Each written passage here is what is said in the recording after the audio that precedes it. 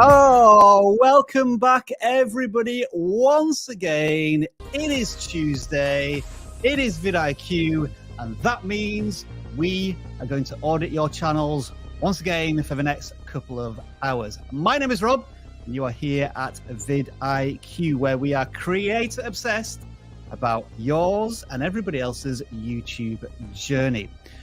The format is very simple. There is a link in the description. You've been submitting your channels for auditing. You're getting a little bit vulnerable. You're opening yourselves up to constructive criticism. And myself, along with fellow co-hosts and guests, will be sharing our experience, our knowledge, our wisdom, our motivation to help you take your channel to the next step. Whether it is your first 100 subscribers or monetization, the silver play button, turning your channel into a business. That's what we're here to help guide you through. And as always, I could not do this without my esteemed co-host, joint co-host, really. He kind of hosts one week and then guests the following week. So it's my turn to host, and it's this guy's turn to co-host. Hey, Dan. Hey. Hey. How's it going? Yeah, good. How are you? Good. Just good. Yeah, just good. All right. Okay. Well, we'll try and elevate your goodness to awesomeness by the end of this live stream. Introducing next is a regular guest here at vidIQ, and we want to give him a huge round of applause because this person has got up very, very early to join us here for this live stream. I mean, for me, it's 2 p.m. For Dan, it is what time? I don't know. It's something o'clock. And for this person, it is just past 7 a.m., but he's hopefully pumped, ready to rock and roll. It is Nolan from Think Media TV. How are you going, Nolan? Man, I'm awake. It's 7 a.m., but there's nothing like just waking up, getting your coffee. I'm energized. I'm ready to look at YouTube channels, and this is honestly, this is a great way to start my day. So thanks for having me on. It's funny because most people listen, I'm ready, I'm pumped, I'm fired up. I'm just awake. You know, that's sufficient for you to join us. Well, Nolan, that's not enough coffee. You know, you need more coffee. You need like something like this, just something big. To be fair, Dan, this is I have an espresso machine. It's not like a drip coffee. Ooh, pump. Oh, we're waking up with the music. But to be fair, I got a double shot of espresso in here. It doesn't look like a lot, but it's got a lot of caffeine. So okay, all right, fair trade. The most give it a few minutes to kick in, and I'll be pumped. The most important thing is that we're all going to be hydrated because we're going to be talking a lot for the next couple of hours about your channels. And if you are brand new to this experience, do let us know in the chat. If you are a regular here, then please do welcome in all of these creators to the vidIQ experience. And just for all of you, I'm going to share with you how this all works in just 48 seconds of your time. Welcome to the vidIQ channel reviews live stream. Simply fill in the correct form in the video description and your channel will be considered for review during a live stream. Channel reviews are free, so no need to send us a super chat, and don't spam us in the live chat. We'll ignore it and you may be put in timeout. After the live stream, don't forget to download the vidIQ extension where you can get a custom channel audit, daily ideas, and an AI-powered video title generator. Link is in the description. If you submit your channel for review, expect the following. We are sharing nothing more than our knowledge, experience and passion as fellow creators. Thank you to all of our moderators who help us out on the live stream every week. You know who you are. Give us a like if you enjoy this live stream, subscribe if you love it, and share it with like-minded fellow creators. All right, let's get started. I'm still missing that old studio. Still missing it. Your new studio looks good. I know, and it's good. It's getting there, but just I had everything set up working perfectly. And like even today, I've had a few issues with lighting down on other scenes. But anyway, I'm just getting into my own creative minefield there. Housekeeping, as usual. We said that we don't accept super chats for channel auditing. But if you do want to super chat, it is open. And we do shout outs throughout the live stream and or ask your questions from super chats. But don't ask how to get your channel audited through a super chat. Because sometimes we get that question And we've just explained how it works. But if you have any sort of general YouTube questions, we may break off for a few minutes and discuss them. Also, all of the channels we audit today will be updated in the video description or a pinned comment. And we have a link in the description to all of our previous channel audits. Victoria does an awesome job updating this document on a regular basis. So if you want to see any channels we've audited in the past on any topics, or you kind of missed this live, or you need to find out whether your channel's been audited, it'll be in that document if we have done that. And with that housekeeping done, Dan, have I forgotten anything? Not yet. Good to hear. Nolan, are you ready? Oh, yeah, I'm ready. Then let's jump into the first channel that submitted this week in the form when it went live. It's a non-gaming channel, and they go by the name of Mem, or I think it's supposed to be Meme F1. This channel is at the very beginning of their YouTube journey. 18 subscribers, and I think what's really interesting here is that they started their channel on February 15th, 2023. And I think why that's relevant is because the F1 season started, I think, last week or a couple of weeks ago. So they've timed the launch of his channel to the start of the sporting events that they're covering. And from what I can understand, they have a few videos out, and mostly very short videos, under a minute. I think they're focusing on shorts, because when I see the shorts, they've got more shorts, and they're getting, 1,000+ views on some of these shorts, which is encouraging. So Dan, just to kick off, like a 30-second opinion introduction to this channel, what do you think's going on? I think when I see a new channel like this, kicking butt with all the shorts, I think they understand something about this space on YouTube, and that is meme content is really hard to just rank for. It's hard to come out of the gate with, funny, interesting, edited memes and have them just get views. But shorts is an opportunity for that, and this channel understands that, and that's exactly what they're doing. They're getting thousands of views on funny shorts that they're making. This is the kind of stuff that ideally people will stop scrolling towards. It doesn't matter if they're even interested in F1, and that's kind of the nice thing about shorts. You're not trying to get necessarily an F1 audience. You're just trying to get somebody to stop scrolling and laugh. If you have seen one of these cars before or motorcycles, you probably know enough to get whatever joke is trying to come across. So I think if they keep it up, they could be onto something. They could attract a very broad audience of people who are just, a fan of the funny content, and it doesn't really matter what sport it may or may not be about. Okay, let's put Nolan into fifth gear. Forgive the pun. What do you reckon is going on here? That's amazing. So, I think this is cool. It's very niche, right? Because I love that it's F1. And that's a cool niche. And then on top of that, you have that it's also memes. And so shorts do make a lot of sense for content like this. I think just long term, if we go back to the videos, I love that they're posting shorts and videos, because Sure. I really think that is a must for a sustainable kind of long-term monetization plan and growing on YouTube. I think people should be posting both. And so I love that. I think maybe the opportunity here with the videos that I'm seeing is, honestly, I don't really have a ton of bad things to say about the thumbnails. Like, I really feel like the thumbnails are just clean. I feel like they're simple and easy to look at.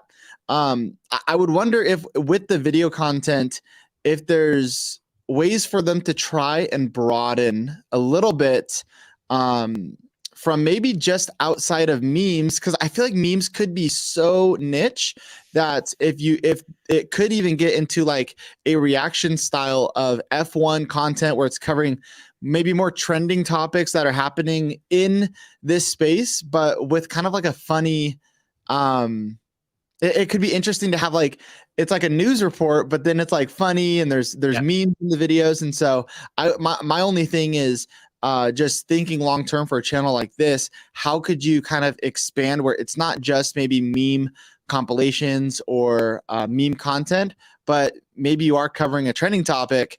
And I think that what we just know with this channel is the value proposition is entertainment.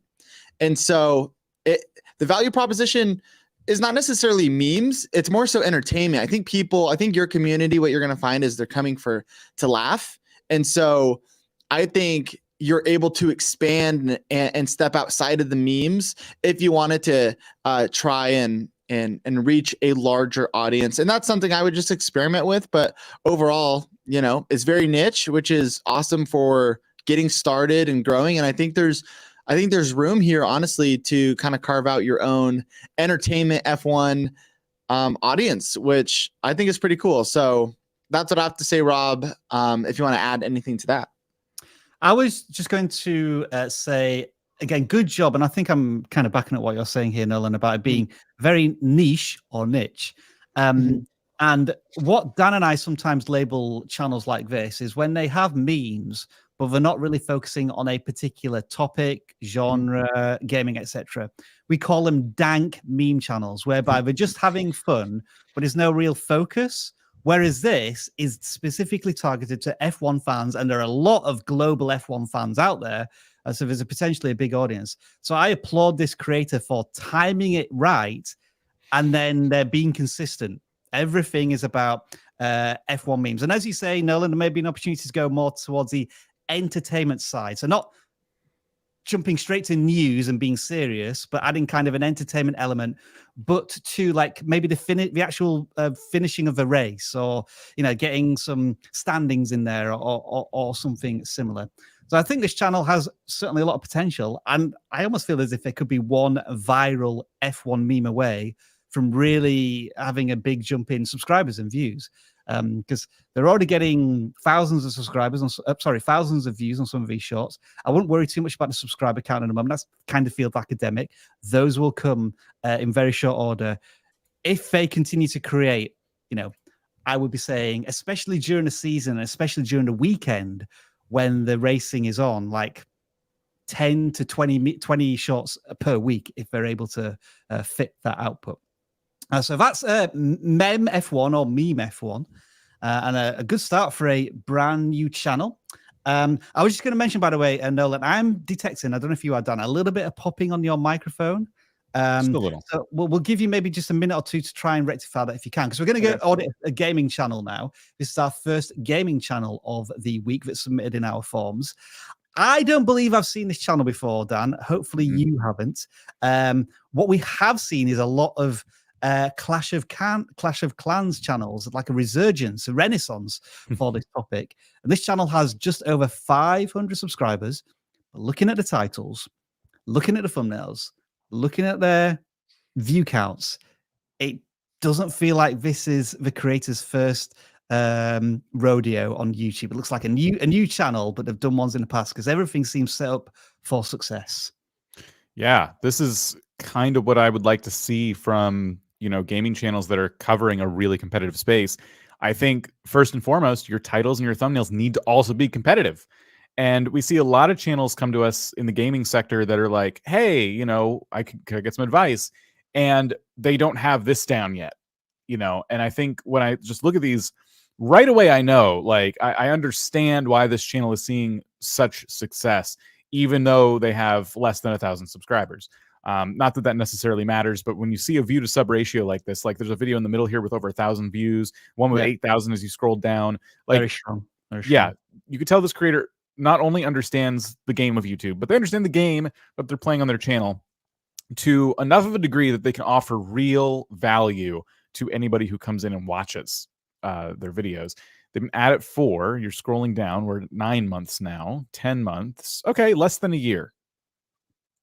Nice. This is really, really excellent progress for less than a year. And it's a very gradual but consistent increase in views. And you can see the thumbnail evolution here. They use these types of thumbnails, which I saw like 5-10 years ago for Clash of Clans, which are good, yeah, but maybe they're not outstanding. Whereas now they've just tweaked it a little bit, like really bright, saturated, vibrant fonts, and a good look at the map. And now they're introducing themselves. They're bringing the YouTuber face in there, and it seems to be working pretty well. Yeah, all of these elements are working very, very nicely. I think there's only a couple things maybe holding this creator back. I'm noticing not a ton of videos being uploaded. Okay. Maybe once a week, give or take. There's been 9 days since the last upload. That's not, you just work with your schedule, right? We're not saying that, oh, you're making some kind of mistake, but more videos is more opportunities, right? So that's all I'm saying there. So if you can, as you work out your schedule, something you consider. Let's see, shorts. Yeah, I was going to say we want to look and see what they're doing. Shorts. Not a ton of shorts. Limited success. Yeah. I'll see when they published their last one. You go to the description, right? That should tell us. Okay, so fairly recently, last few days, because they've been starting to dabble in shorts. Yeah, and the biggest thing with shorts is, for anybody who's making shorts, the biggest thing with shorts is context. When somebody swipes to your short, you have to assume that they've never seen you before. They've never heard you before. So what's the first thing they should hear? What's the first thing they should see? And I don't know if this creator is kind of struggling with shorts, or maybe they're just not super into it, but I would love to see more shorts in their channel, and I'd love them to contain really interesting moments from the game, and try to incorporate a little bit of storytelling in there. Try to tell anyone who's a new viewer, like, I was playing Clash of Clans or whatever the game is, and you're not going to believe this power up that I got, right? I don't know the game, I'm making stuff up, but just hearing that when you swipe to the short is enough to get you to stop scrolling and go, okay, well, now I'm interested. Now I know what's going on. I have the context. So if you're making shorts, especially about a game or something like that, be sure to stop and think about the viewers who are just going to swipe to it and have no context whatsoever. Your job is to make sure that you give them that context in that first couple of seconds. And I think if this creator, maybe chases shorts a little bit more, tries to get some of those interesting, funny moments or tips, they're going to see even better growth than they're already seeing. I have a final piece of advice. Oh, were you going to jump in there, Nolan? I was just going to add one thing, Rob, but is my mic sound okay for now? Still seems to be popping to me. Okay, I'll have to work on that. But if you go to the shorts, one thing I just wanted to add was, if you go to click on the very last short, the most recent one. The most recent. You're gonna notice, if you can pause it, but you'll notice it says created at the bottom, just above his profile picture, created from, and then it's his channel. So he's using the remix feature, and you can see it's not really maybe optimized for just even the framing. So I think there's an opportunity with this channel to actually create a brand new short, and I recommend using the remix feature, but I also I think that's great. But Dan, what you were saying, the storytelling shorts, I think for this channel would really help by creating some fresh new short content. Good point there, Nolan. As you can see, it's been completely chopped in half, this short, as is. Remix has one very distinct advantage, and that is that it can link back to the original content. And a lot of people want to use shorts as a way to get people to their original content, but YouTube is doing that for you. If people watch enough of your shorts, YouTube, next time they're like in long form video mode and they're sitting down to watch something long form, YouTube will recommend your videos to them if they already like your shorts. So you don't need to worry too much about that. Try to tell a story, try to entertain people with that short. Treat it like its very own video. Treat the audience who watches your shorts as if they are a new audience, and maybe they'll only ever watch shorts. Keep that in mind too. Some of your viewers will only watch shorts because some people just like shorts and they don't really like long form videos, and there's nothing against you at all. The final thing I was going to add is, I think the titles for this creator are already very good, but I think you can now take your titles to the next level.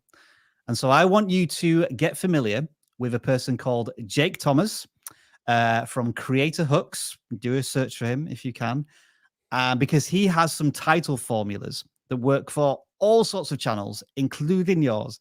And I think this creator is at a stage where they're able to implement those title formulas. I think we have a video coming out on titles tomorrow with Jake Thomas.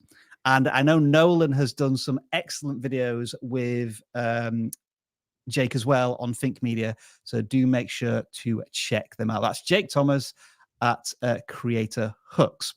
All right, so I think Nolan has just taken a little bit of a break to try and fix his microphone. So we are going, Dan, to move on to the next channel to audit. They are called Adventures in Snacking. And I think, Dan, this is one that you sent my way, correct? Yeah. I thought this was a really cool idea for a cooking channel. Adventures in Snack, just the name alone made me stop when I was looking at the forum today. Like, okay, I kind of already know where this is going. And sure enough, they're just making what look to be really cool, interesting snacks. I think there's stuff we could say about the thumbnails and titles and things like that. But the big thing I wanted to push this creator to do is shorts, because this seems like the perfect cooking channel to have me stop scrolling, because you're making something really interesting. So I encourage you to go out, watch some other cooking channels that are making really interesting shorts. I've seen a lot of really good ones from a lot of big channels. Not that you need to be a big channel to do it, but for example, like one of them was like, "You're chopping onions wrong," and as that's being spoken, they're already like chopping the onions. Like, this is how people normally chop onions. Well, I want you to do it this way. So it's just like one little cooking tip. And I'm not saying you need to give cooking tips either. It's just, can you take one thing you do when you make these types of snacks and like turn that into a short? Can you condense one of these snacks? Like, here's how to make my favorite snack in 10 seconds. Like, there's a lot you can do with shorts to attract this new audience. I think that's going to help you, because you are in a very competitive space, and shorts is just an opportunity to get more people in the door. And this channel just seemed perfect for it. All right, I'm just going to check with Nolan. Thumbs up. Are you good to jump back in? There he is. I think so. I'm hoping it sounds a little bit better with the new cable, but we'll have to see. Okay, good. So Dan, what we observed here is that the channel doesn't have any shorts, and we know this because there is no tab there. And I would also support what you're saying here, because I would argue that their thumbnails, especially for a food channel, aren't that good just yet. They're lacking, I'd say, sharpness and saturation. They don't leap off of the screen, so to speak. And, doing shorts means that you don't necessarily have to worry as much about thumbnails, as well as all of the other reasons that Dan's put forward. I'm going to throw it over to you, Nolan. Just any further observations generally about this channel, which, as Dan said, it's doing pretty well. 250 subscribers. Each video is getting far more views than subscribers, so the reach is already pretty good. Yeah, I mean, honestly, what you guys have said is spot on. I do like there's certain, like the third one over, the BLT equals burger, how to make the best BLT sandwich. Yeah. What I like about that video is that could hopefully rank in search and bring in a lot of search traffic. And so I think as you just continue putting out more content that people are searching, especially, I mean, so many people are in the food arena, or they're looking up recipes, they're looking up new ideas. And so I think there's an opportunity here to use that search traffic to then at the end of your video, try and send people to another video that maybe is not search traffic. So maybe you have, there's a video about, will it jerk? And so I think that would be maybe a great video where you get some people in as you make your next video. Maybe it's search based. And at the very end, you can transition into, hey, if you really love BLTs, I think you're going to love this video. And the goal is just to get people to watch another one. Maybe that isn't even search, but they might already be doing that. But I think just in general, that's a great strategy just for everyone watching as well. So to summarize, finally on the thumbnails, I would say this is their worst example of a thumbnail. It's poorly lit. I don't understand why there's a black strip up there. There's some text that's barely readable. Whereas this one is one of their better thumbnails because it's much better lit. The text is clear and easy to read, but you can still do some improvements. Like you might want to blur the background out a little bit more and add that punch and saturation. So still work to be done on the thumbnails. But that is Adventures in Snacking. Now we have you back, Nolan. We'll jump to one of the channels that I think you pre-selected. And awesome. This is ConnorDoesRugby. They've just cracked 2,000 subscribers. They have these occasional viral moments for their channel. Like I'm seeing here, 39,000 views, 10,000 views, and then others with not as many views. What are your thoughts on this one? Yeah, I think I think this channel is doing a great job, and I think there's a lot to learn just looking at. If I'm Connor, I'm looking at these videos, and I'm starting to look at which ones are working and which ones maybe aren't working as well, and kind of figuring out why are certain videos getting more views. I look at the one that's a month old and it says, WTF is happening in Welsh rugby. This is something that I think actually, so I have a basketball channel that I started last year, and something that I've found can work really well is when you have these titles and videos that are so intriguing, but so broad. And like, typically you want to be pretty specific so that people know what they're clicking on. But every once in a while, I think it's okay to like be like, what is happening in blank? And it really doesn't, it really just adds a lot of curiosity. And so I think doing more videos where you're talking about certain events and you're kind of covering it with these titles seem to be short and sweet to the point. And yeah, as far as even the thumbnails go, it looks like the thumbnails, in my opinion, have gotten better over time. Some of these thumbnails seem to be like they could maybe remove the background because the crowd kind of is not the best for like a thumbnail because there's just so much going on. But overall, I mean, the consistency, 2,000 subscribers, it's doing really well. I love how niche it is. And then if we could just look at shorts too, I'm curious. There's a few shorts in here. I wonder if they're, maybe they're using the remix feature. Maybe they're creating their own. But yeah, it looks like they're creating their own shorts, which is awesome. So I'd keep creating shorts. I feel like that's kind of adding fuel to the fire on this channel. But man, nothing like pulling views on long form videos and collecting the AdSense from that too. So honestly, and like with my basketball channel, I was catching some fire with my long form videos. I kind of didn't want to do shorts as much because for my time, I think once you kind of are getting views on your videos, it makes more sense typically with your time when you're getting a ton of views. You make more money with these long form views. And so though I still make shorts, please, long form for me is where it's at. So this is awesome. But yeah, what do you guys think? Well, a quick question for you, Nolan. What is the RPM on your YouTube shorts currently?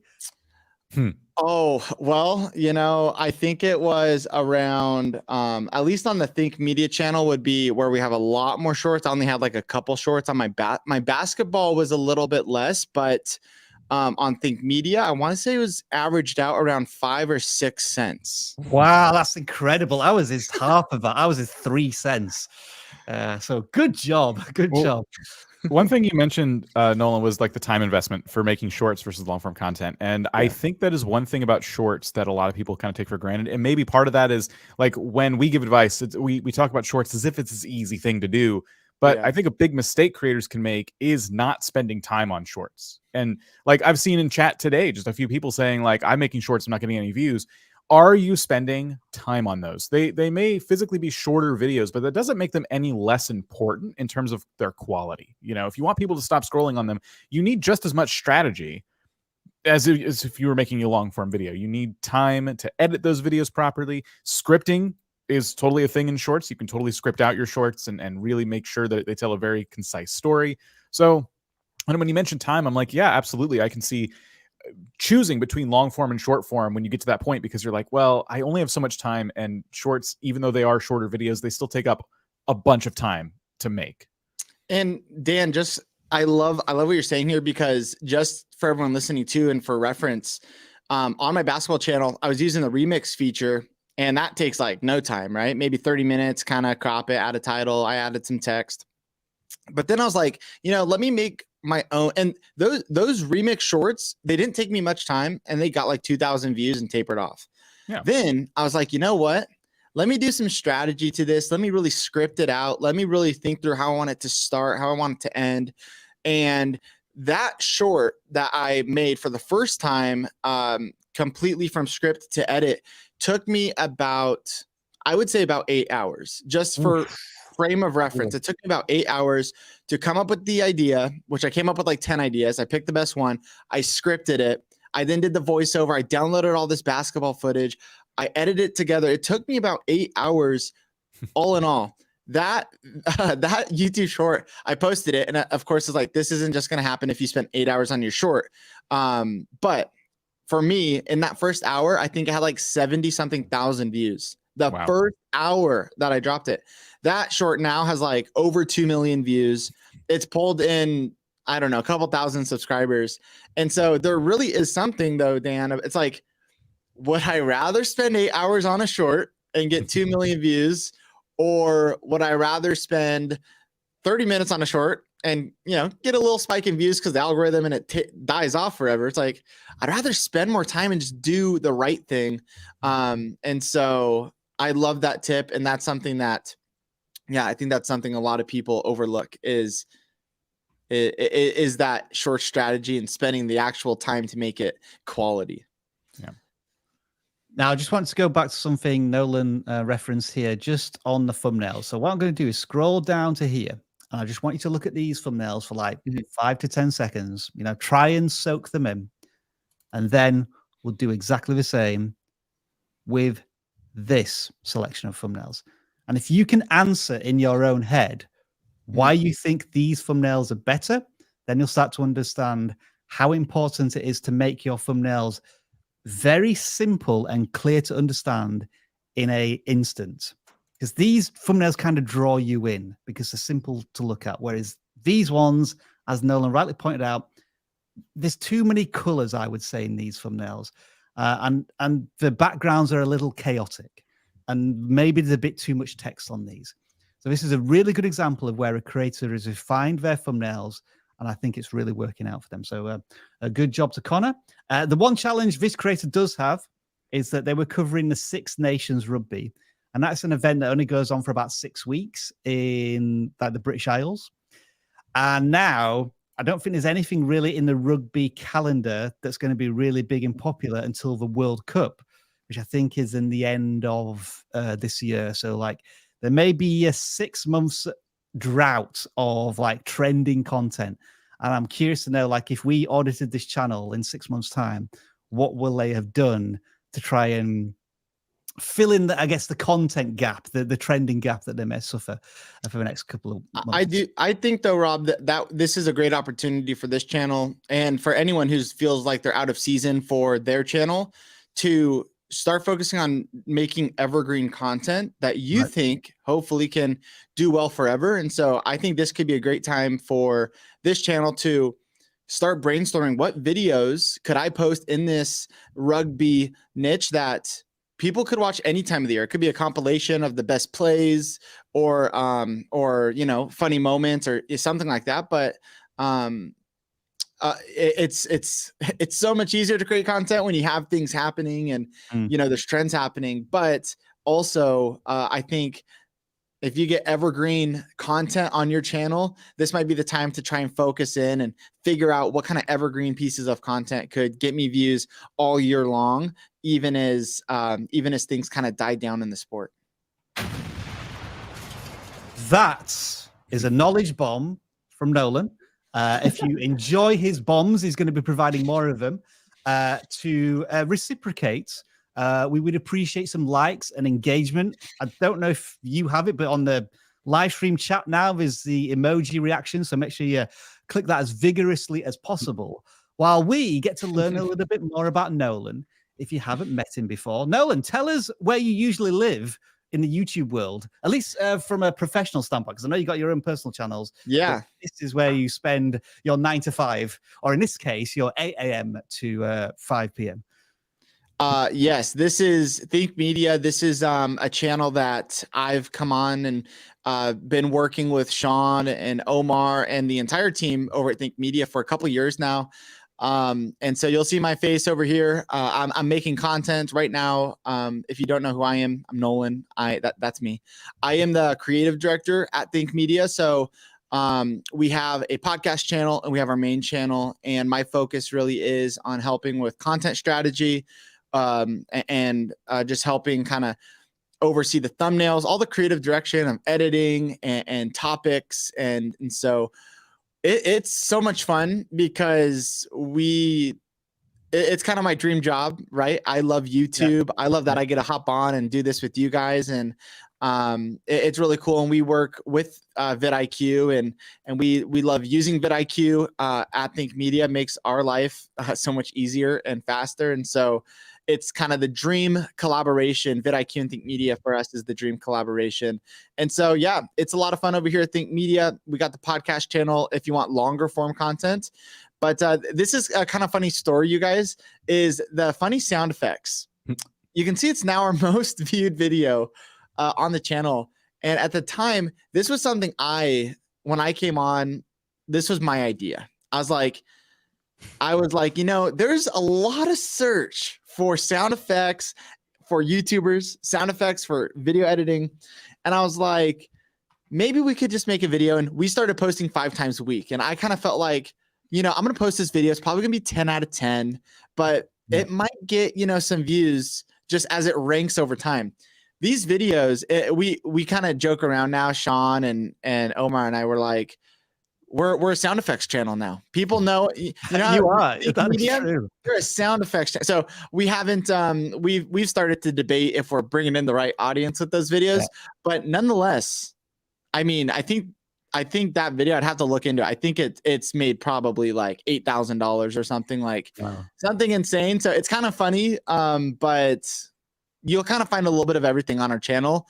And we are just posting a lot of content for YouTubers, content creators, and best cameras for YouTube and all that kind of stuff. So that's Think Media. So what you're saying is the most popular long form video on the channel was your idea, and the most popular shorts. Oh, is it not the most popular? Hang on, no. Go to popular. Yeah, there it is. You have a most popular short as well, because this is the one where you bought an Amazon camera for like $100 and it got 8.5 million views, which is incredible. Yes. It's a healthy competition. I'm trying to be number one. Okay. But yeah, so it's all good. Congratulations to you, and congratulations on nearly 2.5 million subscribers. If you want to check out Think Media, we got a link in the description as well. And now, Dan, I think it might be time for a little bit of super chatting. Hey, so let's hide that for a second. Let's bring in some chill music. And what we're going to do now is start reading out some of your super chats. And if they bring up some interesting YouTube conversations, we will tackle them. So, Dan, we'll do it same as always. I'll read out one. You and Nolan can tackle it. Then you read one out. Nolan and I can tackle it, and so on and so forth. This never goes well. And it doesn't, but it allows me to use sound effects. So the first super chats comes from Travelman356. Long, boring videos are most popular for the vlog niche I want to get into. Are some niches exceptions to rules, or do viewers just need shown a better way? We should throw this one to Nolan. You recently did a vlog video, I think, right? Someone over there.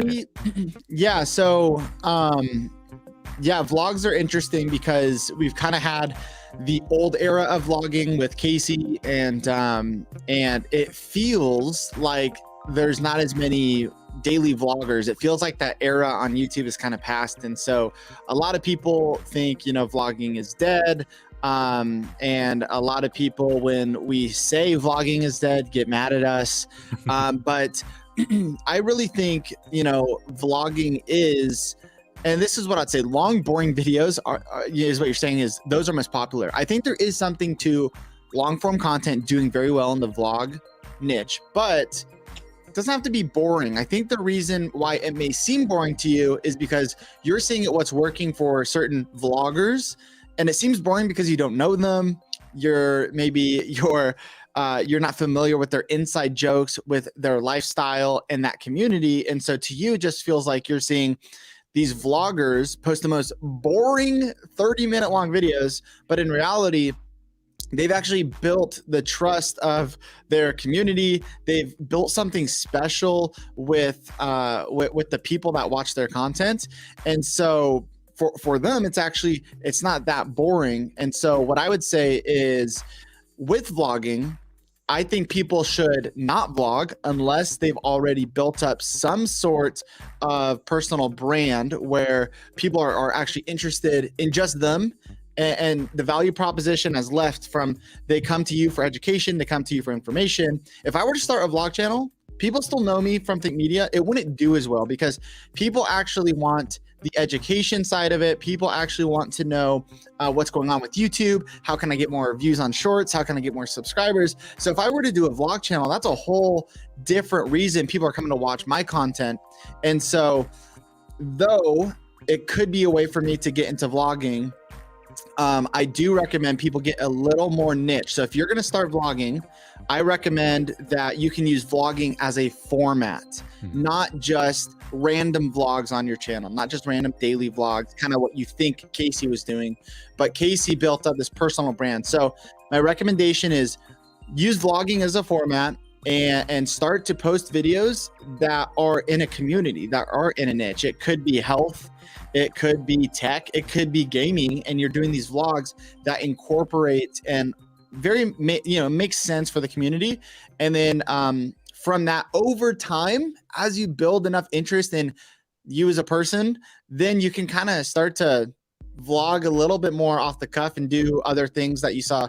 Well, Casey just vlogs whatever. It's like people care about him. So as people start, and this sounds so harsh, but I'm trying to help some people out because I want you to win. So I really think if you're going to vlog, use it as a format and then use everything vidIQ teaches, but use vlogging just as the format. Instead of doing a talking head video, bring the camera around with you and still use the best practices for going on YouTube. That's what I would say.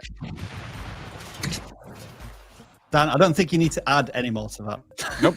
You can take a pass and just move on to the next super chat. Just want to say thank you for all the advice you give in these live streams. I've not been audited, but I did just pass 1,000 subscribers on my channel using the advice you've given here. Yay! Thank you. You see, here's the thing. The channel has been audited in the sense that it doesn't matter what channel we actually cover, like all of the advice and experience and the suggestions that we offer can be applied to any channel. We just use the channel we're on screen as a canvas for all of you. So great to hear that you've hit 1,000 subscribers. The next one is, sorry, Dan. We're both pressing the same button at the same time. That Goth Farmer, becoming a regular super chatter, I believe, this creator. Excited to see Nolan over here. Recently watched Fink's playlist on video podcasting and it inspired me to record my first episode. Was supposed to post it today, but my computer crashed. Oh, that's a shame. Hopefully you'll be able to post it today. You need a sound effect for that. I've got him. Next one, Dan. So we have Wayne here. Hey guys, you did a channel review for me about a year ago, and it was a huge help, both in channel growth and personal growth as a creator. Thank you. Oh, thank you. Awesome to hear. That's another regular super chat here as well, and I always try and read out this channel name as perfectly as possible. Bonsai for Alfanger, Holger aus der Steiermark. Maybe just a super chats because he likes his name or doesn't like his name being read out. This whole thing is just to improve your German pronunciation with the help of my channel name, not to share wisdom. You are very welcome.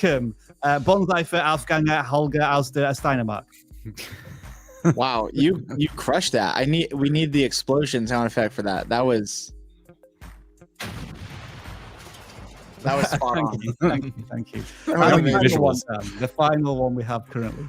All right, and then we'll get back to some channel reviews here. I have a video which is doing very well. I recently made a better video on the same topic, but isn't getting the same attention. What can I do? They've doubled down. It's not going super well on the new video. What do we think? Not all at once. Okay, so follow the right strategy, doubling down. So recently made a better video on the same topic. Now, it's not getting the same attention.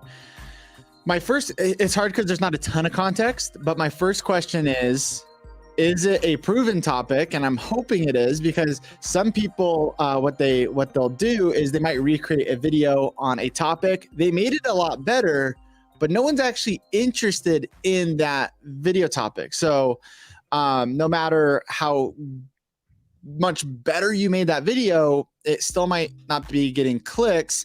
And that's also why I think there needs to be a focus on thumbnails and titles as well, because you might remake it's a proven topic and you make a better video, but it's not getting more views, it could be that it's not getting more clicks is the reason for that. Even, it might be getting some impressions and YouTube sending it out. And one of the things I love, Mr. Beast is, we all listen to a lot of what he has to say, especially when it comes to getting people to click. He's kind of the king of the click, but what he says is he talks a lot about making the best videos possible. He's like, I just want to make the best videos possible.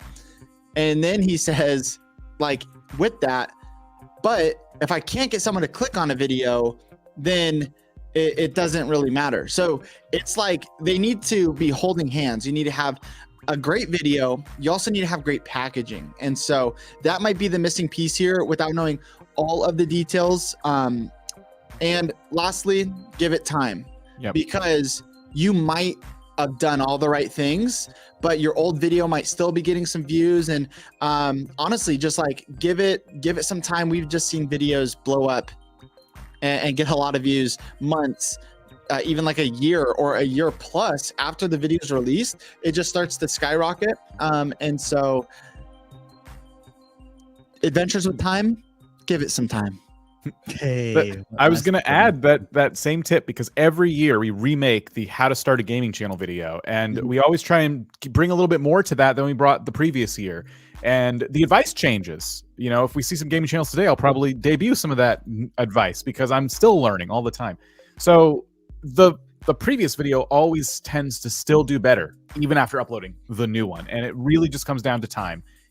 For us, in this case, we, again, like Nolan said, we don't have the context for everything you're doing right now, but what you can do, set up a pinned comment in the old video and point to the new video and say some updated information in this video right here on the same topic. Add an end screen from the old video to the new video. So do things to try and like connect these two videos. People start watching the new one.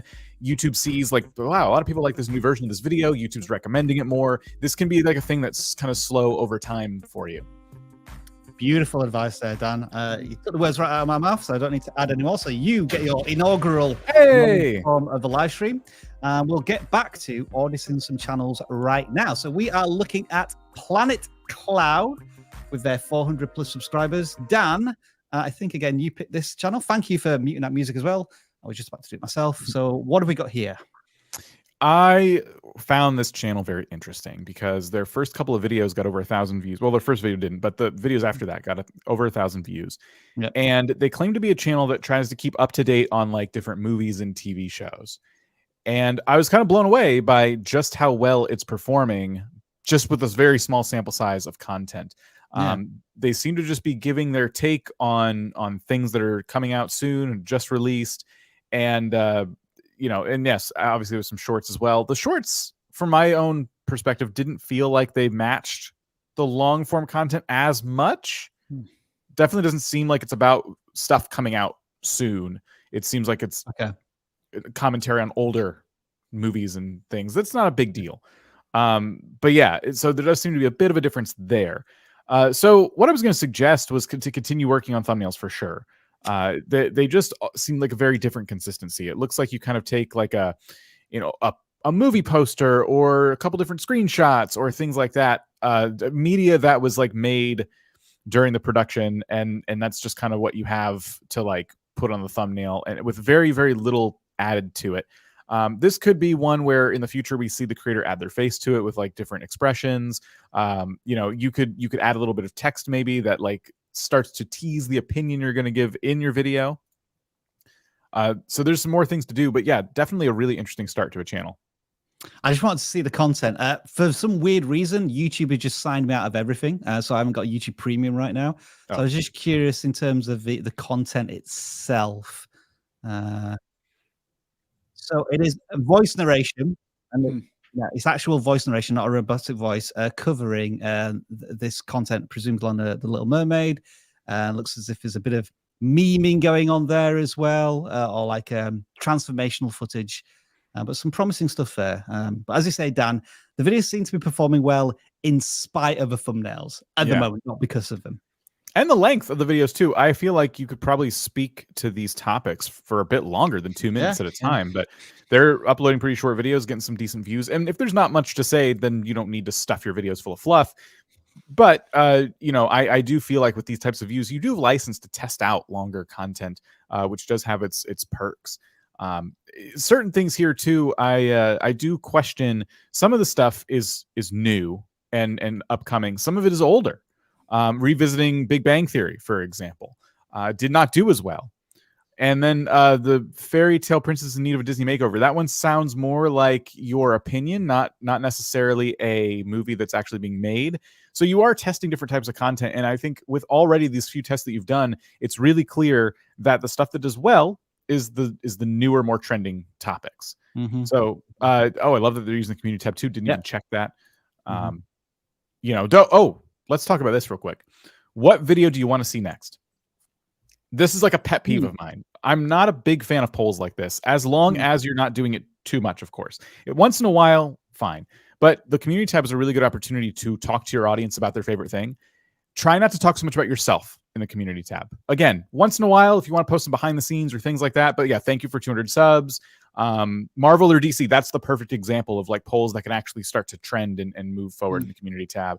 You have pineapple on your pizza, not really relevant, kind of just a very general question. So be thinking about, like, you know, the audience you're trying to cater your content to. People do subscribe. It's not a lot, but they do subscribe from community posts. And it's just a good way to kind of have your channel center around one thing. So I shouldn't do posts like this, Dan. YouTube play button in there where, you know, that works. You even know subconsciously, I think you did that. I think you know that much that has to be relevant to the audience. And so, dog, this is for me. Okay, fine. YouTube play button for them. That's amazing. All right, then. Thank you for that, Dan. I don't think we need to add any more to that channel. So we'll move on to Rob. Yes, we can. Go ahead. I'll make it very quick, please. Two quick things. First of all, if we go back to the main page, I want to see their channel banner. I can't read any of those words. Plannetcloud, I can read because it's so big, but I cannot. I didn't know there was actually words. So it says movies, shows, anime, updates, reviews, and more. So I would just make. I would not do the outline. I would just make it white, like make it, or, you know, I would rework it so it's easier to read. The second thing I wanted to say on a channel like this that I feel like there's something about this channel that could explode. Again, I haven't seen the videos, but where I think they're going to run into issues and stall out and not grow is by being so diverse in the beginning. I feel like if they just did Disney, they could, and they just did like these Disney or even like kid shows and, you know, Scooby-Doo, Winnie the Pooh, like that. And then what we're seeing is now they have like adult content where it's Big Bang Theory, Bridgerton, and your content. And this is a perfect example. Like, think about Netflix. When someone's on Netflix and they're watching The Bachelor, this person, let's take it to YouTube. They're watching Bachelor content. They're also on Netflix. They might be recommended by Netflix, Love Island, because they like romantic drama, reality. And so they're going to watch The Bachelor. They're also going to watch Love Island. If your channel just made, for example, you just made The Bachelor content or Disney kid, cartoon content, there's an audience that is also going to watch maybe Winnie the Pooh, also watch Scooby-Doo, and eventually you can broaden out and do more shows. But I think if you went really niche, I think you'd grow faster, and then it allows you to step into that next phase of like, okay, I'm also doing, I'm not just doing princess content. Now I'm doing Scooby-Doo, a little bit of Scooby-Doo content, see how that works. So that'd be my only thing is I think go a little bit more narrow because you're in those beginning stages. And I think that's going to help you grow faster. And then you can kind of expand, but you don't want to go too wide where right now I feel like it's too wide. Even if this channel was large, I think it's a different audience. And so that would be my hesitation. And so looking at this video in particular, I think The Little Mermaid is going to be released at the middle or end of May. I would be tempted to do 2 or 3 more videos on this specific movie as we build up to the release of it, because there's certainly an audience for it already on your channel. Yeah. Okay, everybody, we have a public announcement. First of all, I have a soundboard. That is the first public announcement. But secondly, I just wanted to give a huge shout out to our moderators who do tremendous work each and every week. So I've seen Tish already moderating as usual, Slavgard, and Victoria, who keeps an eye on the channels we audit and updates that document. Thank you very much. We really do appreciate it. Let's audit another channel. Hiker Dad Dude. Nolan, you picked this one, correct? Yeah, I did. Yeah. All right, then. Tell us more about it. So, all right, let's take a look. So we have the Hiker Dude Dad. He's got videos posting pretty consistently, a lot of videos actually. And then even got some shorts going. And so this is cool here. So there's a few things that I noticed right away. If we read his description, it says, Dad, Hiker Dude, come explore Pennsylvania and beyond as we hit the trails. I believe that is what it says. Yeah. So I love that we're talking about going narrow. Like this is narrow, right? It's like, if you're a hiker in Pennsylvania and maybe beyond, check out this channel. I do think there is an opportunity for you, Hiker Dude Dad, to expand. And I feel like you've posted so much content that I would experiment with not just Pennsylvania hiking videos. Now you're like, how do I'm like, I have to be there to hike, right? I can't do hiking videos in Washington State. Well, I think what you can do is you could cover, and I don't think I see any of this on the channel yet, but you could cover the best hiking shoes.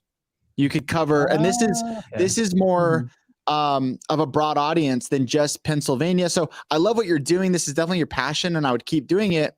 But I think there is an opportunity for you to reach more hikers in general. And so it's cool you're sharing your first black bear experience.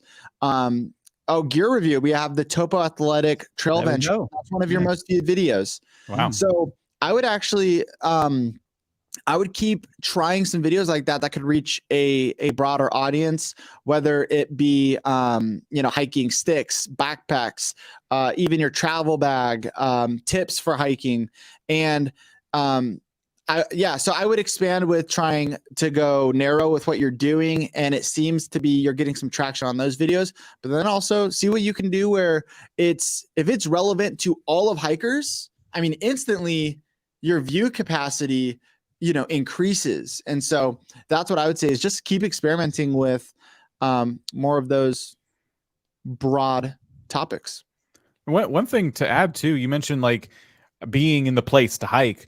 You could do a video every so often about trails that you can't actually hike, like top 10 trails I would love to see one day, and you have images you can grab from those, maybe even stock images. You could use Google Maps to like show like where things are and then the places you'd like to go around that area.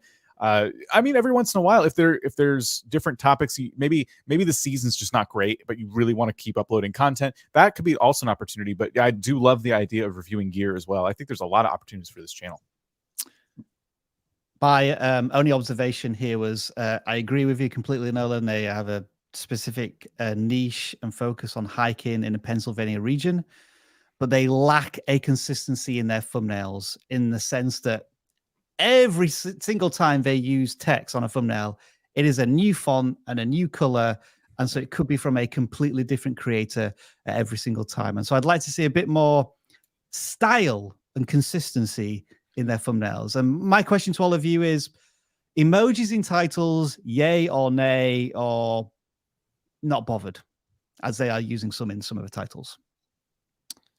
As long as it's not excessive, for my own opinion there. Okay. So we're cool with it. It's inoffensive, you'd say, Dan. Yeah, I think it matters too on just your audience as well. But I think it's just a taste, taste preference. One thing too that I'd be interested in what you guys think. Like this channel kind of in a way reminds me of, I believe his name is Craig Adams, and he used to do like wedding videography, and then he started doing hiking videos, and he's a videographer. I believe it's with a K, but he might show up. Craig Adams with a K. And he started doing these beautiful cinematic hiking videos where it's literally just 16 hiking the highest peak in Taiwan, and he gets a ton of views, and it's just, or you can see 10 hours of cinematic hiking videos to study, sleep, and relax. So he takes these compilations, but look how beautiful those thumbnails are, first of all. Yeah. And the value proposition with his channel is, I'm gonna click on this video and I'm just gonna watch a guy hike. Like, it's so funny to me because I don't watch this kind of content, but I'm like, I started watching some of them. I'm like, I couldn't stop watching. I'm like, this is beautiful. I want to go on a hike. And so I just wonder if there could be some inspiration taken from this channel where, if we go back to our hiker dude dad, I can't tell just based off his thumbnails and titles exactly what the value proposition is. Is it almost looks like I'm going on a hike with you, but the thumbnails and titles, even the Valentine's Day one in the bottom right-hand corner, almost feels like it's kind of a vlog maybe. Yeah, and it's like Middle Creek geese and swans, and you're exploring different swans, and we'd have to see what the content is, but there might just be an audience for people who want to watch you hike in these beautiful locations in Pennsylvania. And so that's what I would try and think about is, why are people watching my content? Is it because they want to hear me talk while I hike? Or do they want to see the beautiful scenery while I hike? Do they want to know where to go to hike and what path to take? And if it's hard, if it's easy, what should I bring? Those are questions you really need to know, because that's going to influence your thumbnails, your titles, and your content in general. I think this is the really telling part in the description.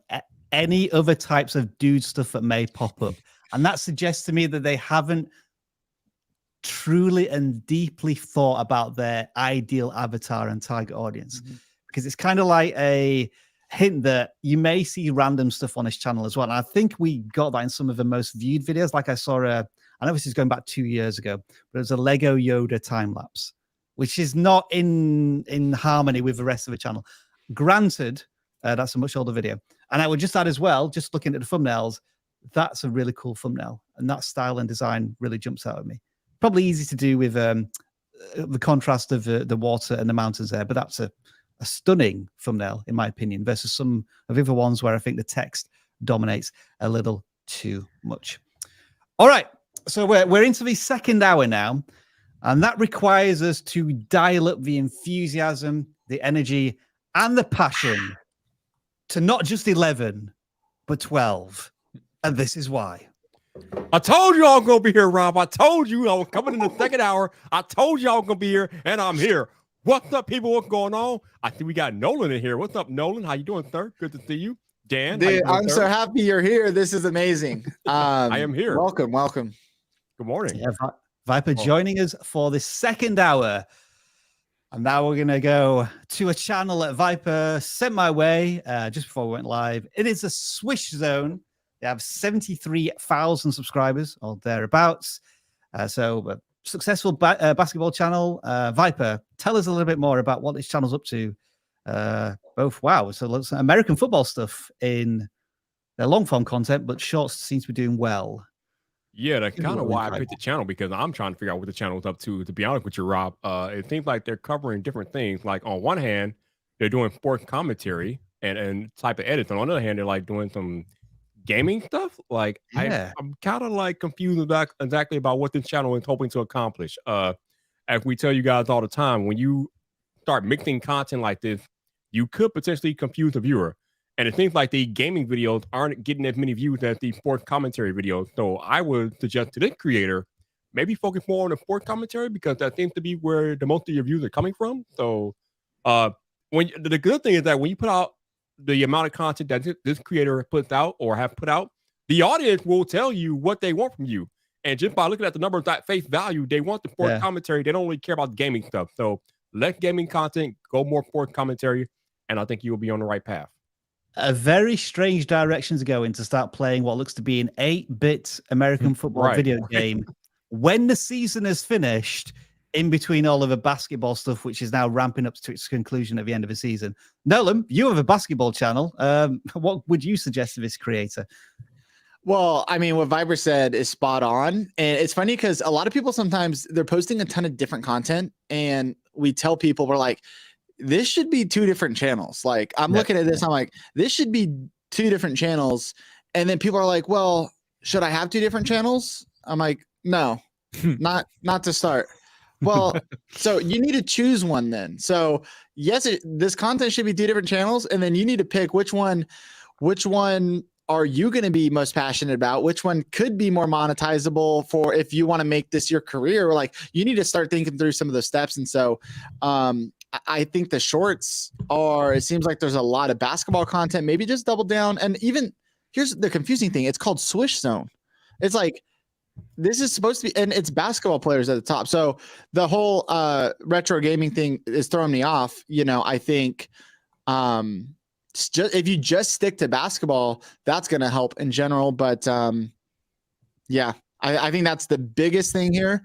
We could go into thumbnails and all that kind of stuff, but honestly, it's like, if you just stick to basketball and just that value proposition, then I'm like, that's gonna help a lot. So.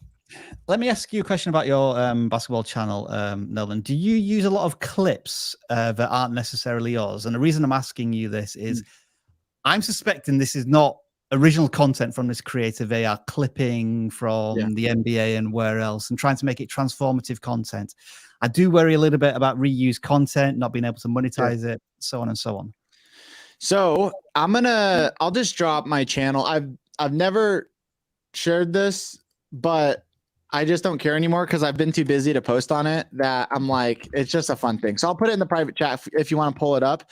Sure, I am reusing clips. And I did get a copyright type of, what's it called? Not a copyright strike, but a claim. Yeah. And I wasn't able to monetize. And this freaked me out because this was like the second video I posted. And I'm like, I can't monetize this channel that I just got monetized.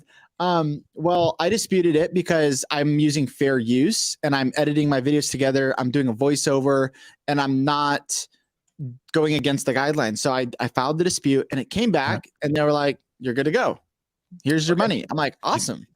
And so, and you can see here, like, it's basketball. I'm not doing football. I'm not doing gaming. It's basketball content. And I'm still in the experimental phase of finding out I've tried doing compilations. I've tried doing story-based stuff. And so I'm still trying to figure out what works for me, but it's still basketball. And so that's what I would say with this other channel. Like, just stick to basketball. And even you can see in the thumbnails and stuff, like, you can see I blur out the background, even to the Steph Curry one on the far right. I'm blurring out the background. I'm making it darker. And this really makes the players pop. And in sports, it's hard to find good thumbnails sometimes because they can be so busy. The backgrounds can be so busy. And so kind of just like trying to make it more clear. I'm not using a ton of text. Can be a good thing to do. And so, yeah. One last thing I'll say about shorts is I've noticed a lot of people in the faceless channel, in this kind of niche, they will take TikToks and Reels, literally copy them from other creators and paste them onto their own channels. That is not good. I mean, morally it's not good, but also YouTube can start to notice if you are doing that through some, as it starts to pick up a lot more of figuring out, what content is being duplicated and copied. So definitely be making your own new work, and assuming you're editing these together and stuff, then you shouldn't find any issues with this. And so, yeah, that's what I'd say as far as making it your own, and so you can monetize. I'm not seeing any watermarks from elsewhere on these shorts, so I think they are at least clipping the content. Good. They're taking original clips, but then creating original footage from that. But that is Swish Zone. Well on the way to 100,000 subscribers. Maybe the silver play button will arrive this year. Moving on to the next channel, we are looking at Josh Sanderson. Remind me, gang, who picked this channel? I cannot remember, other than it's a great channel. Yes, Viper. All right. So 7,000 plus subscribers. Phenomenal view counts on some of these. Incredible. What's going on here? Yeah, so I would almost categorize this one as a car vlogging channel. That's what it seems like. So they're doing vlogs about cars, but here's the thing. And I talked about this. Me and Rob had a conversation about this for the podcast a week about vlogging. We were talking about the video that Dan put out yesterday about his vlogging dead, and me and Rob did a podcast to the effect. And if you're going to vlog, your vlog better have some type of value proposition for the viewer. And for Josh, he talked about cars and how to mod cars and the best cars and how to restore them and different things like that. So even though he's doing it in a vlogging style, these vlogs have a particular theme, a particular subject. And I feel like that's why he's doing very well, because he has his subject matter down. He's talking about cars and different ways to alter them and improve them and restore them and different things like that. So if you're going to vlog, you just can't be like, oh, I'm going to point the camera at me and vlog today. This is my day, blah, blah, blah, blah, blah. No, that does not work anymore. If you're going to vlog today, this is how you have to vlog. You have to have a particular subject matter in mind that is going to bring value to the audience. And I think Josh is on his way with this one. I'm just remembering how excruciating YouTube is without YouTube Premium. Oh, tell me about it. Oh look at this for an intro. Incredible. Yeah, this is awesome. This is one of those creators that I'm looking at, and I'm like, with a few small tweaks, this guy has it. He is going to blow up on YouTube. And so this is really cool. Honestly, his videos look incredible. I'm like, shoot that. Jesus, like another person in the car recording him driving past. I mean, this is impressive. There's a team making this video, clearly. Gotta be a team, yeah. And you know, honestly, I would say the biggest thing, if I were to pick, is if you go back to his videos, it would be his titles. His topics are fire. The fact that he's like, I made 4,000 euros, I think, in 3 days, and then we have I restored my neighbor's abandoned car for. Let's take that. I restored my neighbor's abandoned car for free. Amazing topic, amazing idea, amazing title. The thumbnail. I think if you change the thumbnail, this could be a multi-million viewed video, and it even could be something as simple as handout, POV with the handout with the key to your neighbor. And then behind him is this like nice car, and you're showing the finished product. Because what you want to ask yourself with these thumbnails is, I restored my neighbor's abandoned car for free. For me, what does the viewer want to see, and how can you tease that in the thumbnail? For me, I want to see. It's cool to see the abandoned car, but that's kind of already. I'm like, I already know it's going to be abandoned and broken down. I want to see the neighbor's reaction. And I also want to see what the car, what kind of car is it? What is it? How nice is it? And so if you can like tease that in the thumbnail, and it looks like the thumbnails are getting better. Yeah. And the last two in particular, it looks as if they've hired like a thumbnail designer or editor, because it's like a transformation already from the, let's be honest, the dross that we were seeing before. Like sometimes not even thumbnails, just like a freeze frame from the video. Yeah. This guy's got the it factor down, and part of it is like he's got a skill to restore cars, and then he's talking about making money flipping cars, which is a lot of people want to do that. He's restoring a car for his neighbor, like what the heck? Okay, you know. So and then he bought a broken car to flip it for profit. He has that remarkable kind of like wow factor to his videos that is kind of key for going viral. And man, I'm excited to see where this guy goes. I think if it were me, I would focus on thumbnails and then game over. Because the videos look dope. His videos look like they're edited really well. But also maybe shot just like on an iPhone or something, like not super fancy image quality. It kind of had that raw, authentic look to it, but just the editing and the way they were shooting things, like with these fast movements, was cool. Hi, Dan. Hey. Oh, hello. Well, he hasn't said a word since I got here. Are you okay over there? I don't want to interrupt anybody. Yeah, we'll get him. The final thing I was going to say here, Nolan, is that they've got some fantastic title ideas already. I think this is another person who should probably check out Jake Thomas's Creator Hooks, just to get some more title formula ideas. Like take them, those formulas at work, and just create video content from those ideas. And as you say, this channel, I would say, is one video away from surpassing 10,000 subscribers, another video away from surpassing 100,000 subscribers. I guess we haven't even looked at the shorts yet. Are they doing anything with shorts? Okay, they're experimenting a little bit. They do have one here with 132,000 views, so they've had some success in the past. That might be something to add to their content because they may get with that same editing style, it could easily get a short which has millions of views on there just to boost the discovery of the channel. And the channel banner. Let's fix that because that has nothing to do with the channel. Last thing I'll say too is our most viewed short on Think Media is a short that I remade from my long form video.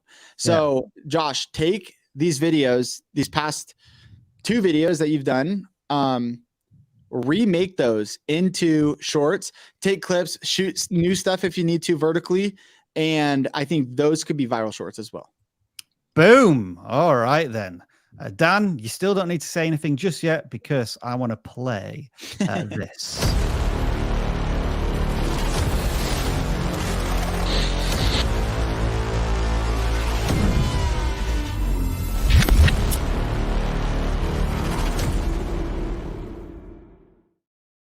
So I have a problem, right? Here we have the claw and we can pick numbers. But as I said earlier, I was randomly logged out of my account.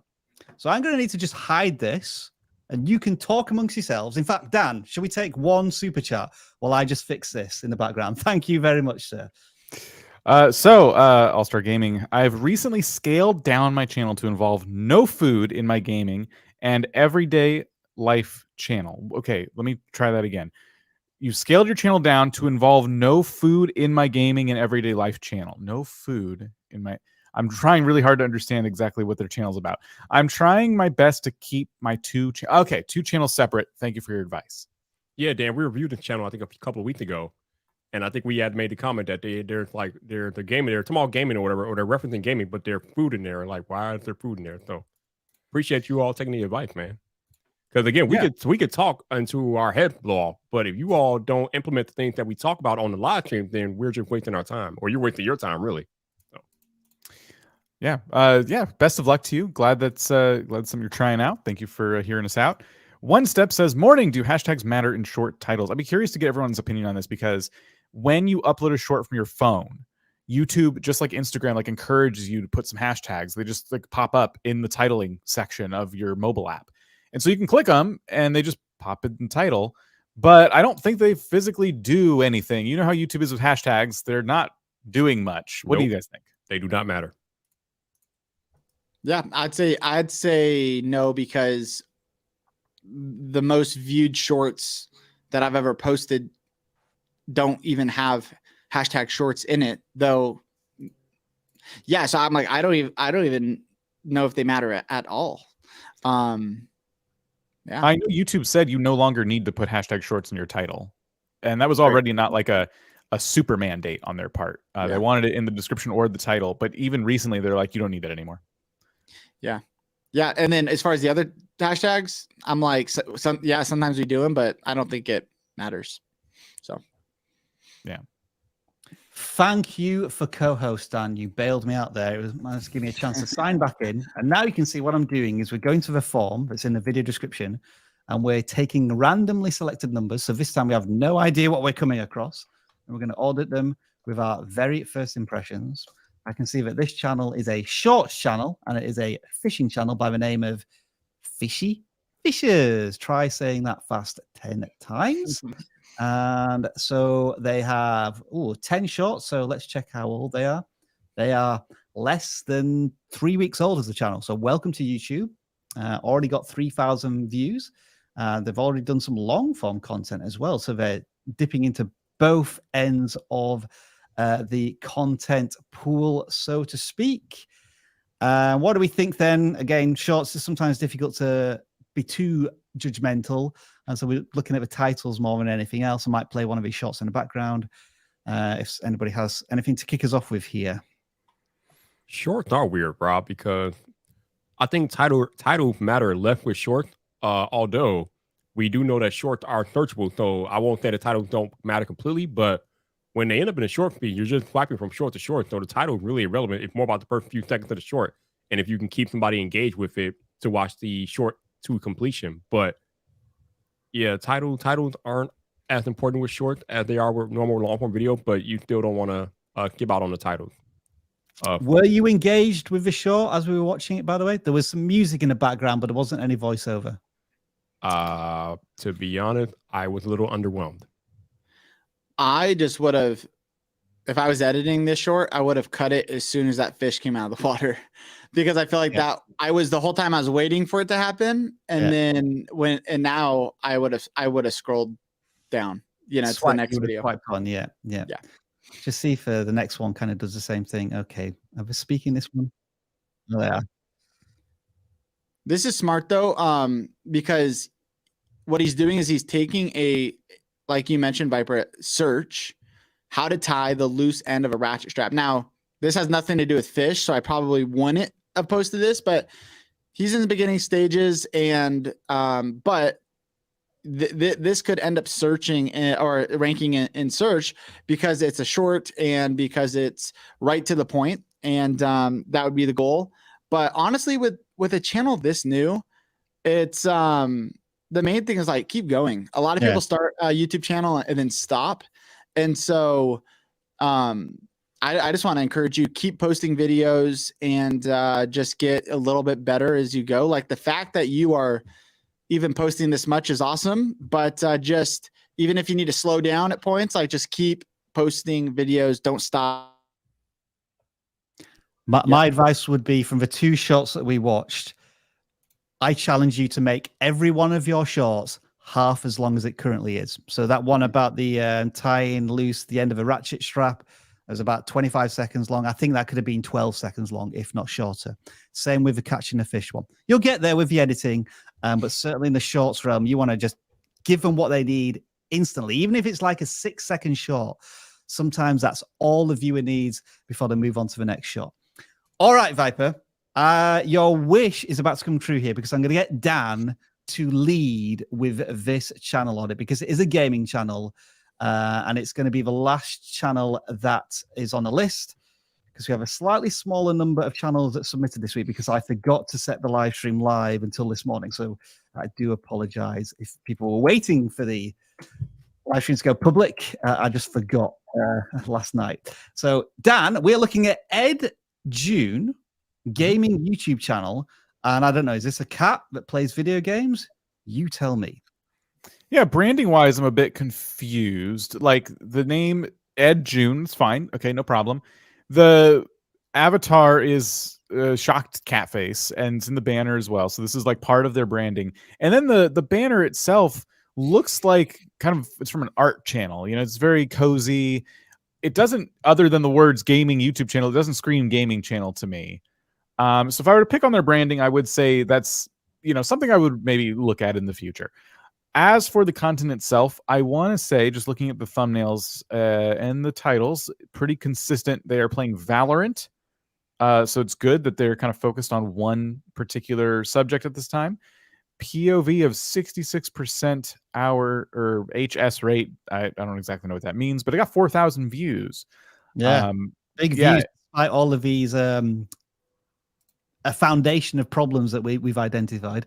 Yeah, I mean, that foundation of problems kind of continues for me, because I'm noticing a lot of these thumbnails, they look the same, and I'm like, what is that? Well, what that is a first-person perspective of them playing the game, but they're not using, from what we can tell, at least in those videos, screen capturing software.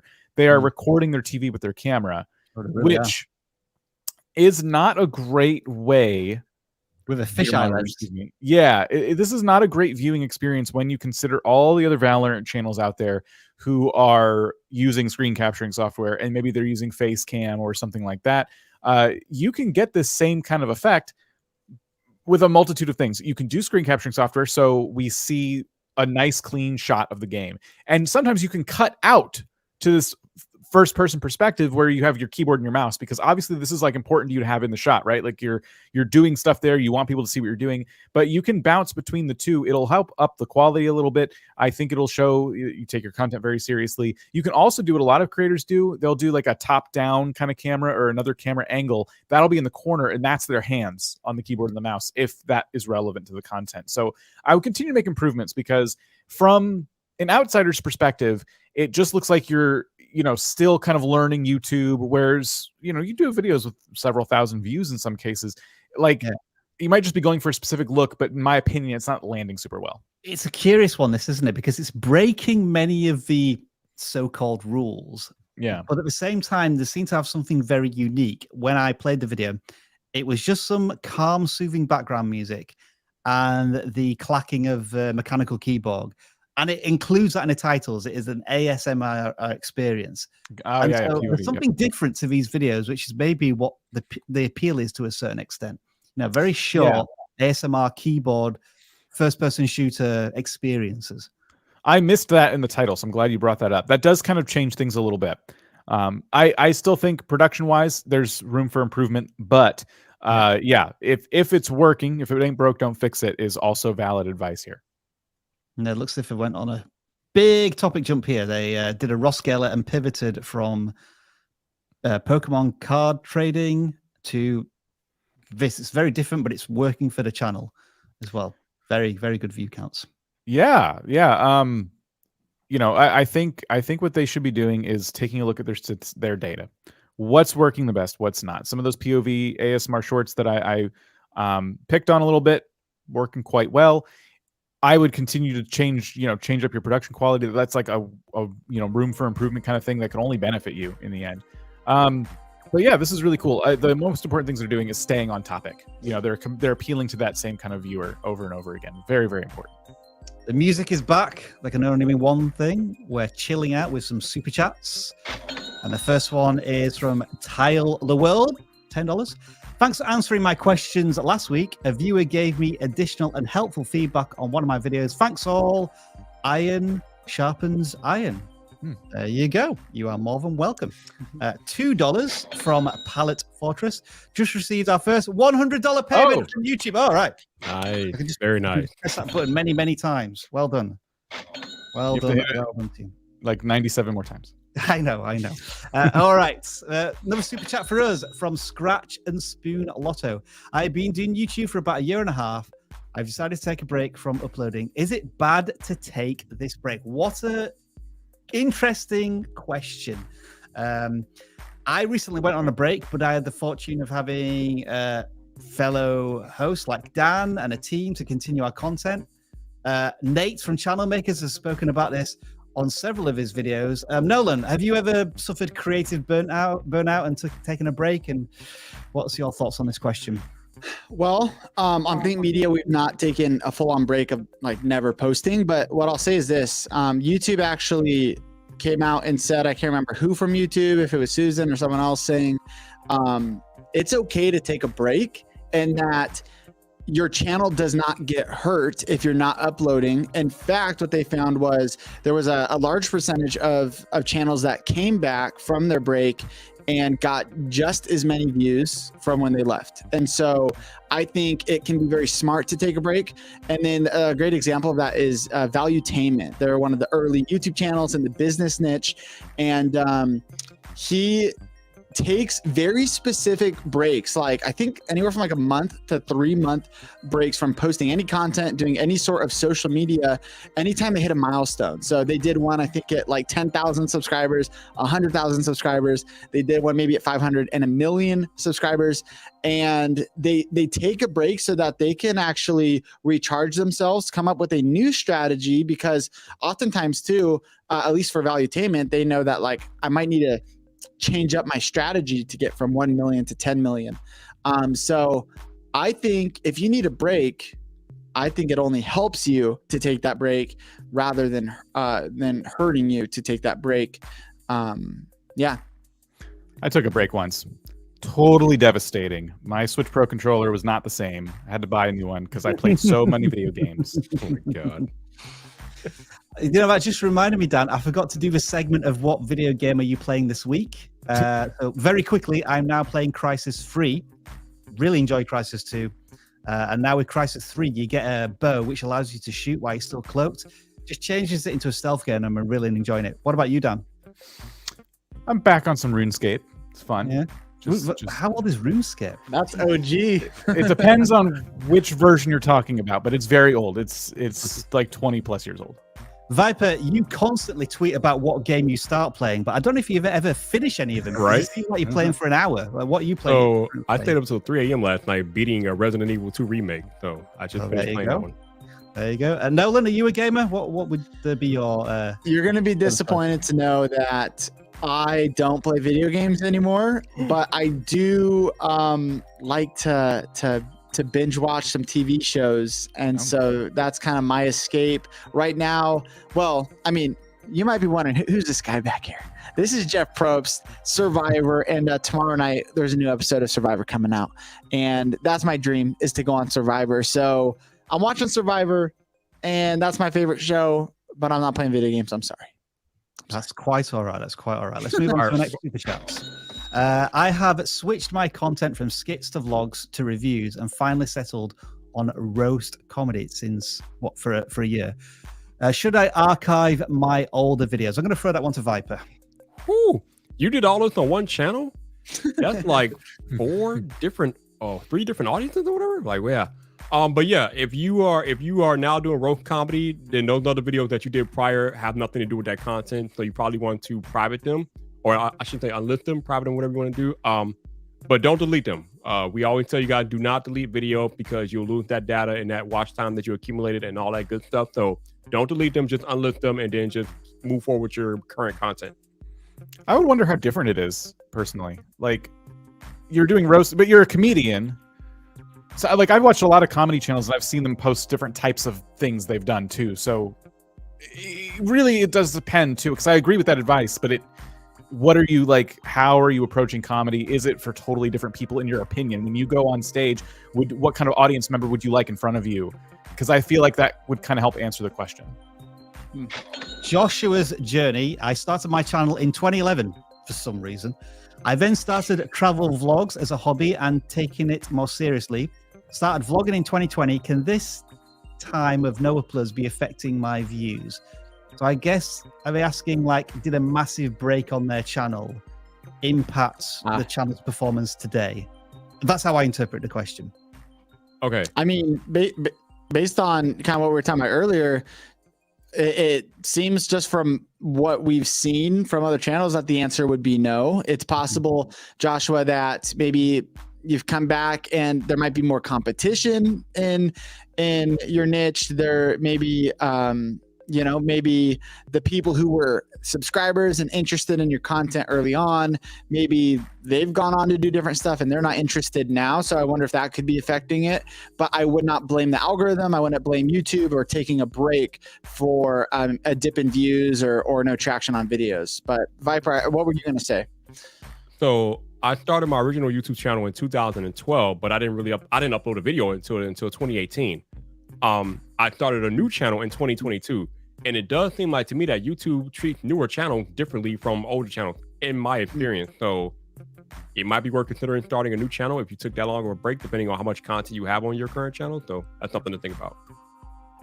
Next, super chat from Jiggy Look Back. I haven't been reviewed, but I watch every week and always get something out of it. Glad to hear. Let us know in a chat what you've got out of this. You don't have to do it as a super chat. I'd love to know what you've gained from this live stream. Thank you. We've grown 650 subs in 5 months. That's cool. The average creator usually takes about a year to 18 months to hit 1,000 subscribers. So I'd say you are ahead of schedule. Another super chat here from Senpai Jake. Love the content. It's helped me reach 15,000 subscribers. I tripled my size in the last 90 days. Awesome to hear. Wow. I did this with the editing and effort in editing. However, I'm quickly hitting a time barrier. Should I outsource editing or cut back? What an interesting question. What are our thoughts on this one? Outsource the editing. If you can, it's hard. It's hard to get somebody like reliable that jives with your style, but oh my gosh, like if you have the ability, like I would. But again, we talked about taking a break. There's nothing wrong with scaling back if you can't get an editor.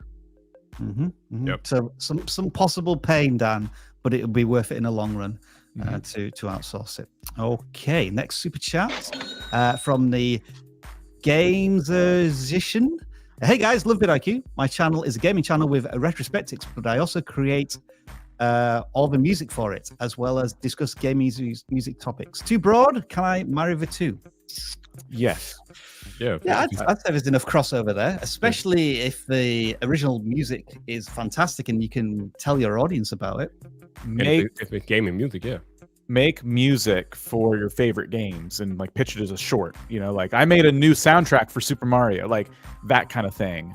And I say short because I feel like music channels in general can benefit from shorts right now because no one's really looking for your music, right? But shorts will just kind of it'll just try it on people. YouTube just tries your stuff on people. So imagine scrolling to a short and you hear someone say, I made a new soundtrack for, like, put your favorite game here.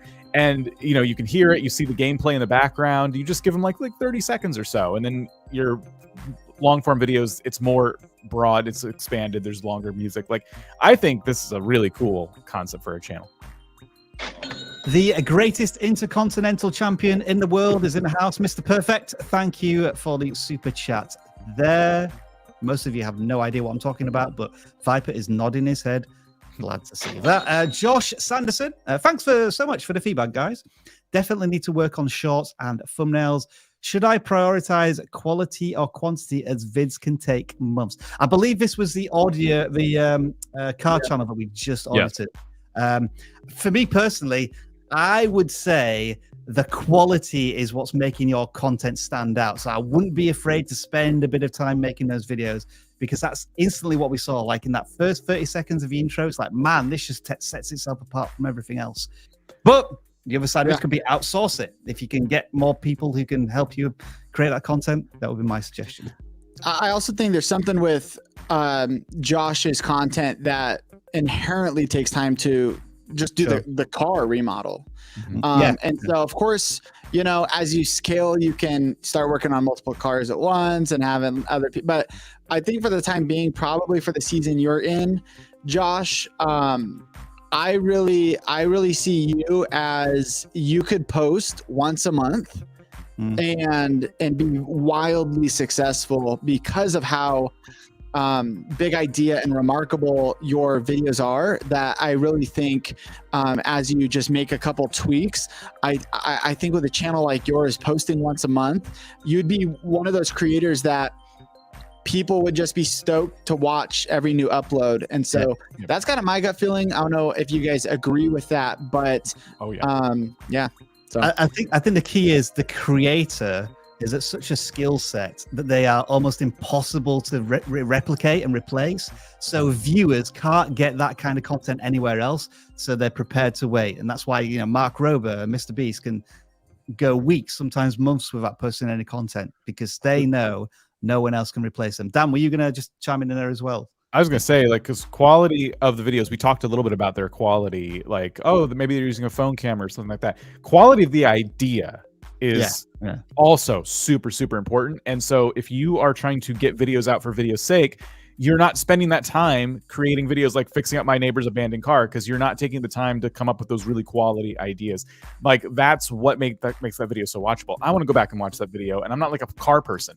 I just love the story. You know, I just think that's a really cool story. And if you can continue taking your time and coming up with more of those ideas, even though you're not posting a lot, every single video you post is going to be a banger like that one was. And then that encourages just return viewers, you know, rather than someone watches your amazing video and then they watch one that you can tell was rushed. They probably are going to click off and not watch another video, where it's like, if every video just is consistent in quality, dude, new viewers are just going to keep watching more and more and more. So, yeah. Not Ander. A while ago, you audited my channel. Since then, I've evaluated how I make videos. Now I'm doing the best I've ever been. Appreciate the work you do. You are more than welcome. Thank you for the positive feedback. Astro Cat Gaming. If I repost my own content, can it get flagged? Occasionally, I will repost a short that did well in the past. Nope. You can post it as much as you want. But always try and add a transformational edge to it. Don't just repost exactly the same piece of content. But we would highly encourage clipping bits of your content and releasing them as shorts, so that you get more value for your buck, so to speak, when you make a video. I've re-uploaded shorts, but I've changed them a little bit, you know, in the process. Like, oh, I think I could have made that better. And I'll literally post the same exact short with just a few tweaks, and it did really well. All-Star for Gaming with numbers in your channel. Earlier, I meant keeping your subjects separate. It's why I started a second channel, one for gaming and everyday life, and a second for food, drinks, reviews. Thanks for all your support and advice. Yeah, appreciate your early question and super chat as well. A glorious life on wheels. Thank you for your great advice. I'm 70 years old, have a van life channel. We want to expand to other topics and attract a younger audience. Any suggestions? 64,000 presumably subscribers in 3 years. What do we think there?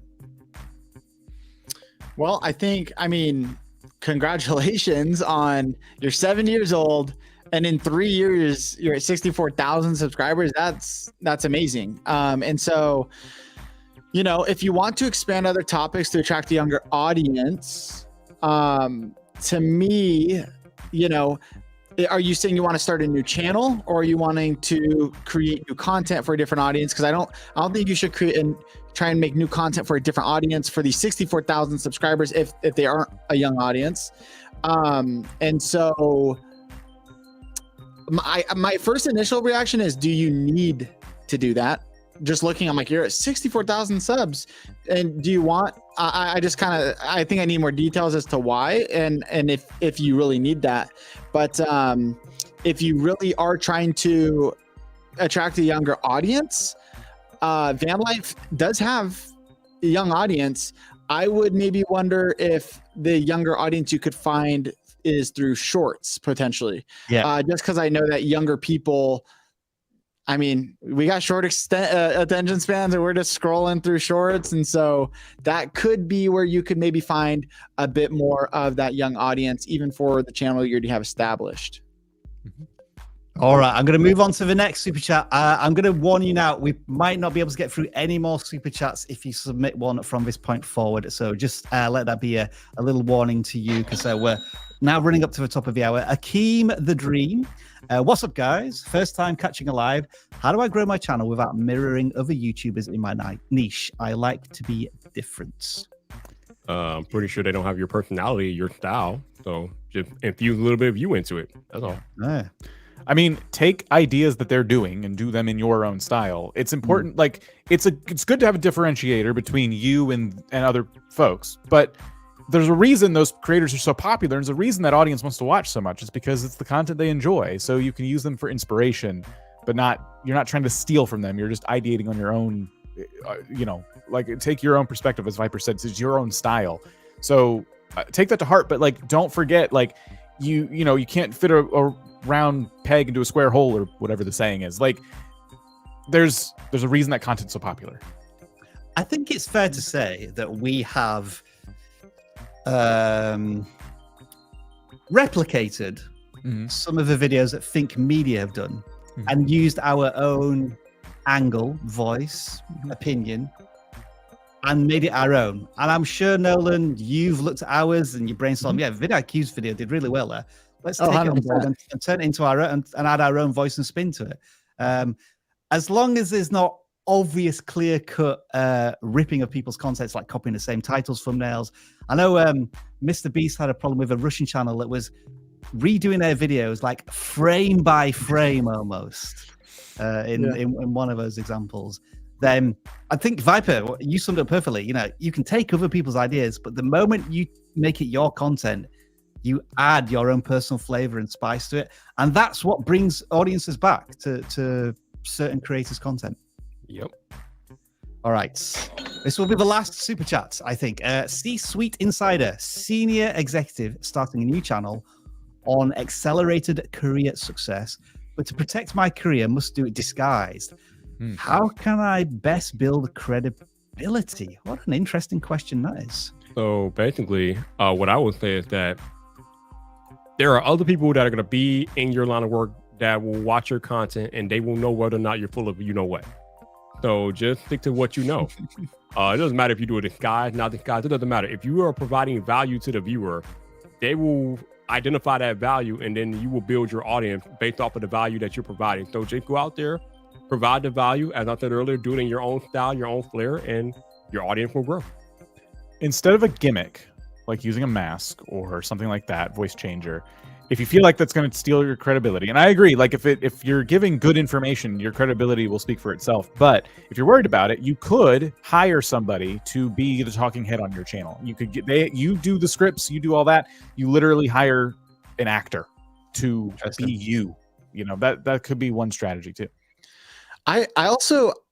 I think this is a really cool channel idea. Even just looking at the avatar, it's like you have this guy in a suit, but he's got a mask on, and it's what I like even about the word insider is there is something that about people wanting to know like insider secrets. And so I even think what you could do is, I mean, ideally I would do a voiceover and I would use your own voice and without, you know, doing some sort of weird voice changer to make it all weird.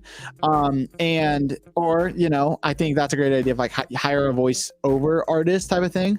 But it's really interesting. And so I think what you can do is you can talk about how can I build credibility, still talk about the things that you've accomplished, talk about the things you've done.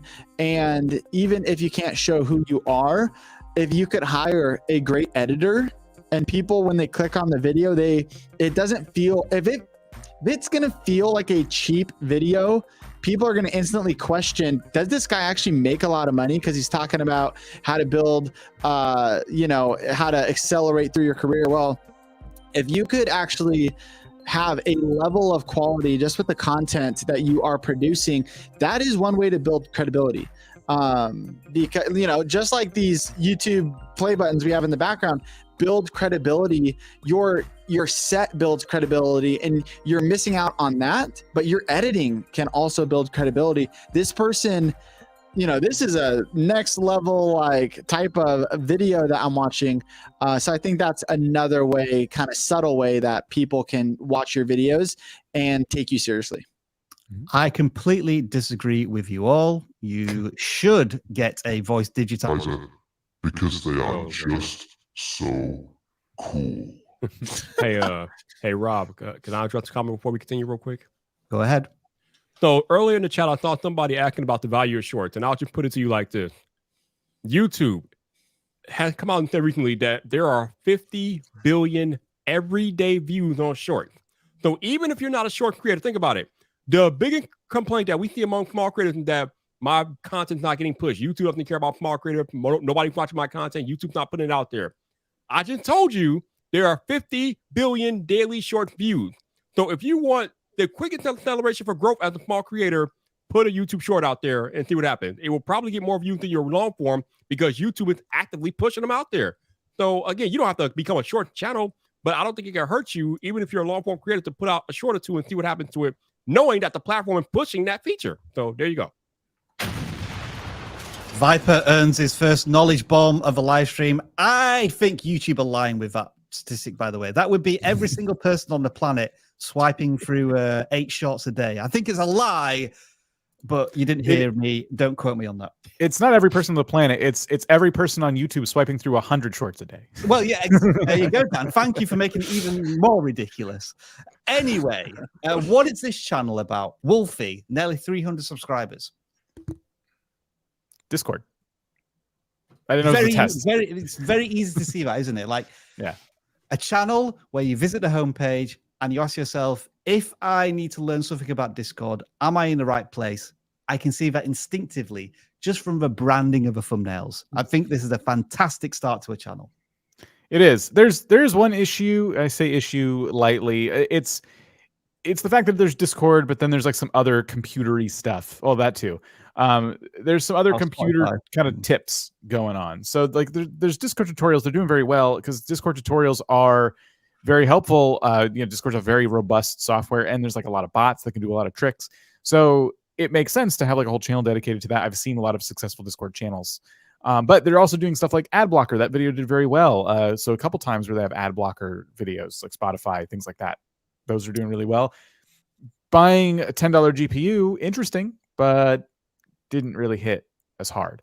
So, there might be some time that needs to be spent figuring out who their audience is. Do you think they need to set up a, well, they could do it one of two ways here, Dan. They could realize that Spotify ad blocker content is uber successful on this channel, quickly pivot and make this an ad blocker tutorial channel, and then set up Discord on another channel at the moment, because they're probably getting all of their traffic from these two videos almost. Now, I wouldn't go just there because you could get shut down for that, to be honest. True. Yeah, there is some policy issues potentially there. Yeah, you need to be careful. We had a video. Omar posted a video about it was about downloading videos from YouTube. Because a lot of people ask us, like, how do you get basketball clips? I'm like, well, that's what we do. We showed a tutorial on how to do it, and we got a warning, hey, you can't post this kind of content. And so it looks like these videos are still up. I'm just going to say be careful, and look into the policies about that kind of stuff, because I feel like this could maybe fall under that category. Interesting side story that probably no one cares about here, Nolan. Our most successful video on the vidIQ channel is how to download a YouTube video. It's got 6.5 million views, right? But it is only about how to use the YouTube Premium feature or to download your own video from your channel. So it's totally legit. But obviously, everybody searching for that on YouTube has nefarious intentions. Okay, so we're complaining that the video was misleading. So the video was taken down not because of it was infringing on any policies about, what would it be, tutoring theft or whatever. It was taken down because people, the criminals out there were saying that it wasn't helping me be a criminal. Now, I argued the point, and we got the video reinstated. Good. It was an interesting one because, like, I was trying to reclaim that idea and title for the best purposes of YouTube, and YouTube was taking it down because of the criminal element. Wasn't happy with the content of the video. Anyway, complete side story. Yeah. I made a video about this 3 years ago, and it was a really interesting topic, but nobody watched it. So I wanted to tell it on the live stream.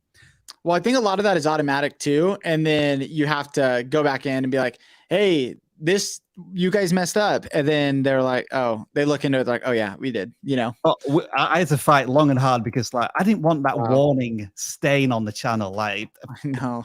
I felt dirty. I feel as if I'd done something wrong, and I hadn't. Anyway, let's get back on topic. Gaming channel, NoxiousAsp or ASP, 3,000 plus subscribers. And Dan, this looks to be an interesting channel that is covering multiple games and doing a fairly decent job doing it. So I'm seeing Horizons.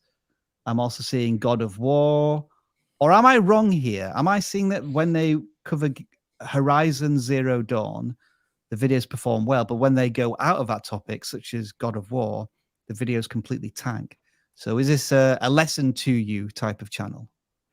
I kind of wonder if the God of War video is a VR video, because there's very clear VR videos where they're in the headset in the thumbnail, and then the God of War one doesn't have that. And I kind of, maybe that was part of it. Like, there's crossover, I think, in these games because they're very similar types of action kind of games. But when you're not in VR, suddenly you lose your audience a little bit because your audience may be VR users specifically. But it's hard to tell. We're only just seeing the top of the channel in the first few seconds, but that's kind of what I'm seeing. Popular. Okay, so we're doing really successful stuff on the Horizon Forbidden West when it wasn't VR, presumably, a year ago. So this seems to be the strength of the channel. And maybe they're finding it frustrating that they can't jump out of that gaming niche. Yeah, it might be. And whenever you pivot like this on a gaming channel, there will be a lull in views. It's not a bad thing. It's literally just kind of starting over in a way, like you're building kind of a new audience. So you should almost expect to get less views because you're doing something that appeals to now new people, and you kind of have to start fresh, but with everything you learned, obviously, from the past. So you hopefully won't stay small forever. But again, we're just kind of looking at titles and thumbnails and making some educated guesses right now. I'm very interested to see, what this channel does in each video, because like a lot of VR thumbnails indicate like, are they just starting to put their face in it? Is this all VR content? Like, if you click on a couple of these, I kind of wonder what it. See, yeah, I could see the two cameras they used in one of those. Oh, right, that's right. Premium. That's why you're not clicking on the videos.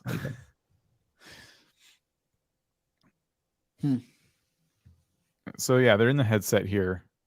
One thing that might not be helping is the titles. Now that I'm looking at the title of the video, it does seem like they're just kind of like playing the game. Well, how far into the video are you right now? 5 minutes. Okay. So this epic fight, like, is it clear it's going to happen in the first couple seconds of the video? Because that's what you're advertising. Epic Stormbird fight. And we're 5 minutes in and then we see it. But right now it just kind of looks like you're bopping around town. Yeah. Not a whole lot going on. And that NPC conversations. Yeah, it could just be something as fundamental as that. The click is not paying off, you know, as soon as people click on it. We might be overthinking the titles and thumbnails in this case. Agreed. I reckon this channel has maybe seen some of our previous channel audits. And when we've said, please remove the channel logo from the thumbnail, they've taken our advice previously. And I think these thumbnails look pretty good, to be honest. I like the VR expression. Again, just without any text, you know that this player is experiencing something in VR, and it's to do with Horizon Zero Dawn or Forbidden West. So, or the VR version of it, which is pretty cool. Like the latest video is called The Finale, Horizon Call of the Mountain. So this is obviously like a let's play kind of series they're doing. They're just going to play through the game, document their experience, and that's totally fine. Your regular viewers are into that, but you're not, on the surface, it seems, giving a whole lot of valuable information there about the game. You know, you're not using the game in some way it wasn't intended to be used. So it just appeals to a smaller audience, that kind of content. If he really did do all of the like walkthrough stuff, I would take all those videos and do a compilation 6-hour video and post that and just see what happens and title it as like complete gameplay walkthrough. So that's the nice thing about doing series like that. Yeah, those do really well. They very, very well. I don't know how to pronounce this channel. Quotidian dads. Thank you. Nolan gets a channel pronunciation bomb there. So you can do the German ones. I'll do the dad ones.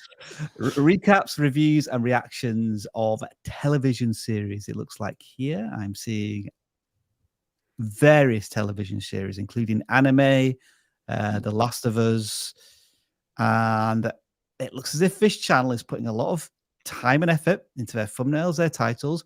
It looks as if there's two of them maybe watching and reacting to stuff. So I can see there's a lot of time and effort going into these videos, but the output, and they're publishing almost every single day, the output is less than 100 views per video, which sounds a little disappointing given, I would just say, that the quality I'm seeing from the thumbnails at least. So what might be the issue here? I mean, it's hard to nail down the specific issue, but I do think looking at their thumbnails, if I were creating their thumbnails, I would blow up their image more so that their faces actually were a lot larger, especially and you actually might not even need reaction. So if we look at the second row down to the far right, that thumbnail, to me, you probably don't need reaction in the actual thumbnail, especially if it's in the title, and then just blow up your face. And it could just be one person. It could be two, but it could also just be one person in the thumbnail, even though there's two people in the video. That's okay. And show the reaction rather than blatantly saying reaction. And so that's like a small tweak. I think there's a lot more to this, but that's just one of the things that kind of stood out to me right away. Is there anything that you guys are looking at that kind of stands out as well? Yeah. Are we thinking about the range of content that they're doing? Well, I guess the range of subject matter. You got animes, you got The Last of Us, and like there doesn't seem to be a common thread here among the videos. Yeah, and sort of our most popular as well. Nothing really a breakout piece of content yet either. And there's also Mr. Bean here as well. Blimey, that's another departure in terms of contents. Yeah, some of these shows are like big heavy hitting dramas, and then you get Mr. Bean. It's just great. Yeah. But I do think Nolan kind of hit the nail on the head there. Like, just saying I'm reacting to this is kind of like, okay, but what could you tease a little bit about, like, what is your reaction to it? Like, why should I watch? Like, give me a little bit of your opinion. Like, give me something to kind of latch onto here. That's going to be pretty big. And it seems like sometimes they're doing stuff that's completely different. Like I saw a podcast they're doing that didn't even look like it's about TV.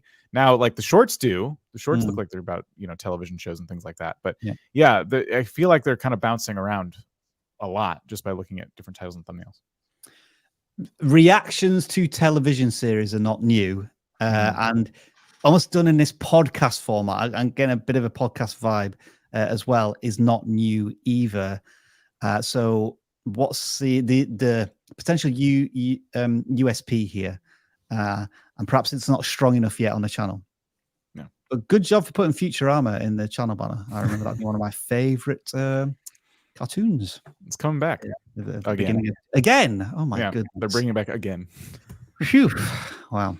All right. I believe that brings us up to the top of the second hour and the conclusion of today's live stream. So we're bringing some more music.